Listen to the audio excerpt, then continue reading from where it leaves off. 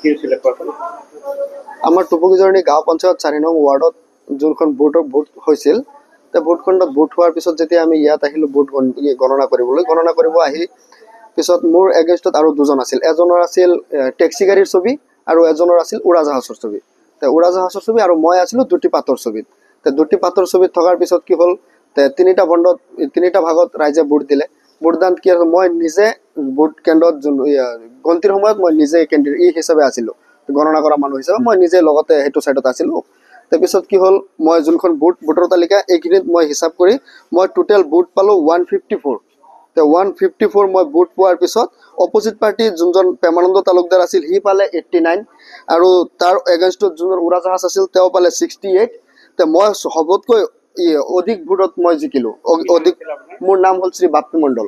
তে মই সবতকৈ বেছি অধিক ভোট পাই মই জিকিলোঁ। তাৰ পৰা মোক ডিক্লেয়াৰ দিলে পাতৰ ছবি দিয়ে জিকিল বুলি। তে ডিক্লেয়াৰ দিয়াৰ পিছত আজি 2 দিন পিছত মোক মাতিলে আৰু অপজিট পাৰ্টিকো মাতি পেলাই এতিয়া কৈ আছে যে প্ৰেমানন্দ বুলি জিকিছে।